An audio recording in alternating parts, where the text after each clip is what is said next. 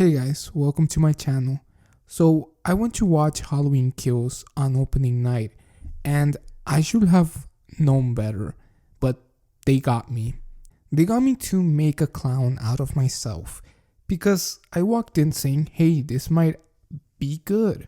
So, you can just imagine my face when I was actually watching the movie, and then afterwards, when I was home finding out that this same movie was going to be on Peacock the following day for no extra charge. But instead, I paid $16 to watch Halloween Kills.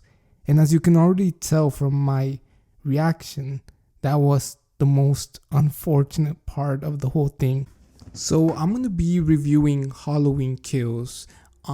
This is going to be a rant video, so I'm going to be spoiling the whole movie. So that's my warning if you haven't seen the movie yet.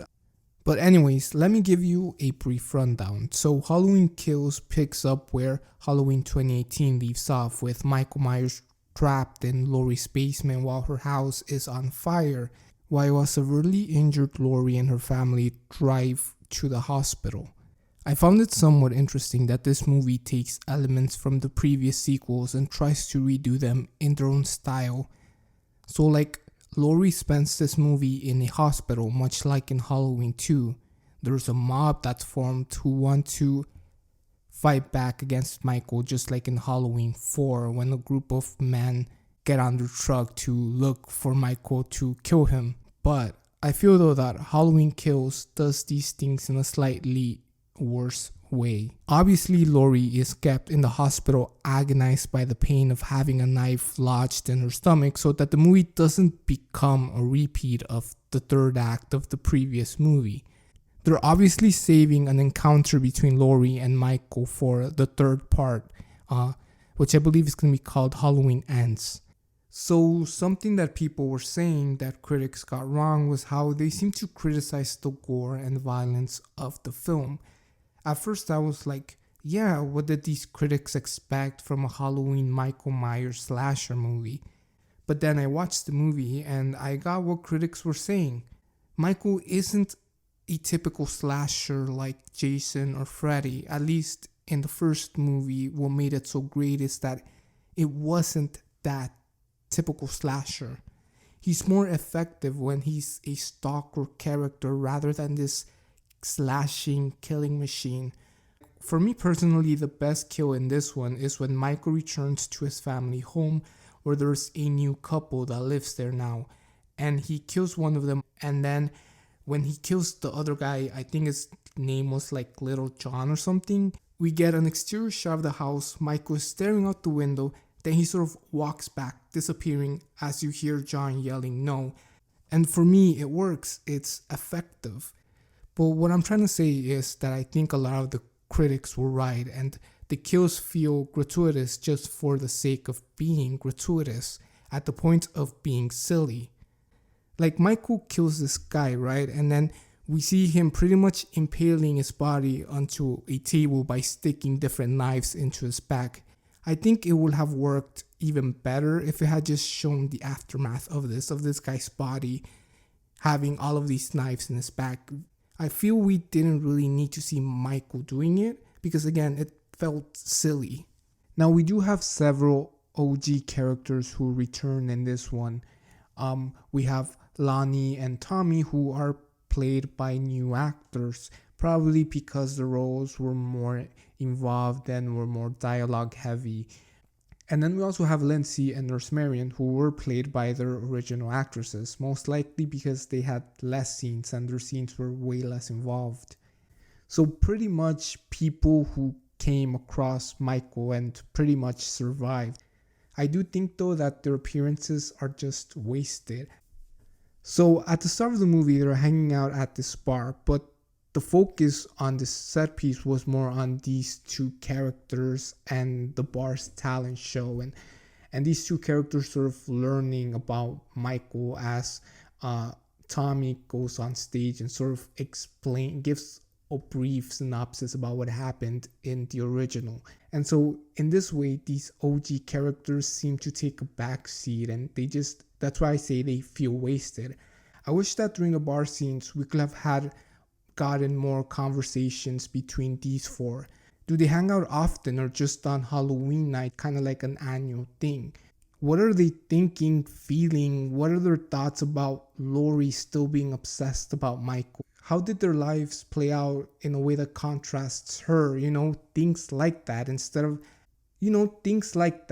of just having it being some sort of member moment with a spotlight shining on each of these characters, being like, remember us? So then they find out that Michael is back and is wreaking havoc in the town. They learn the news finally, I guess, reports on the murders of the teenagers, and Tommy is then prompted to organize basically a mob to protect the town and fight back against Michael.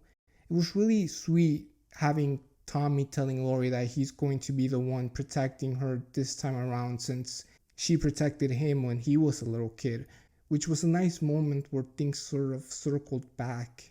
So I did like this concept of Tommy and the town fighting back, which in essence seems to be there to hype up the audience by having these townspeople riled up and chanting that evil dies tonight.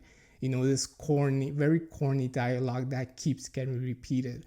But I think it really quickly gets schlocky and cheesy as the movie focuses on this aspect, and it almost feels like filler or like padding for time. Like Halloween Kills seems to only be meant to be like a cushion between Halloween 2018 and Halloween Ends. As I mentioned, the idea of a mob seems silly. At first, this group is mainly the classic OG characters and a few people from the bar. So Lonnie enlists the help, get this, of his son and his girlfriend, Lori's granddaughter, two teenagers, to hunt down Michael, who is famously known for killing teenagers. Not only that, but when they get to the park where Michael is at and had killed a few people, Lonnie willingly says, "Let's separate." I'm like, okay, yeah, sure, smart idea, Lonnie. Let me separate the teenagers away from us. Smart idea. Now, narratively speaking, I understand why Allison, Lori's granddaughter, had to not be in the hospital, because she's one of the only people who knew Michael wasn't stalking Lori. As Lori throughout the movie still thinks that Michael is solely after her, and he tells this to Tommy, who then organizes a bigger group of people at the hospital, who basically camp out at the hospital just waiting for Mike. So narratively speaking again, this allows for Michael to continue murdering throughout the town on unsuspecting people who don't know that he's back. So this is why I say that the story feels very convoluted and almost forced.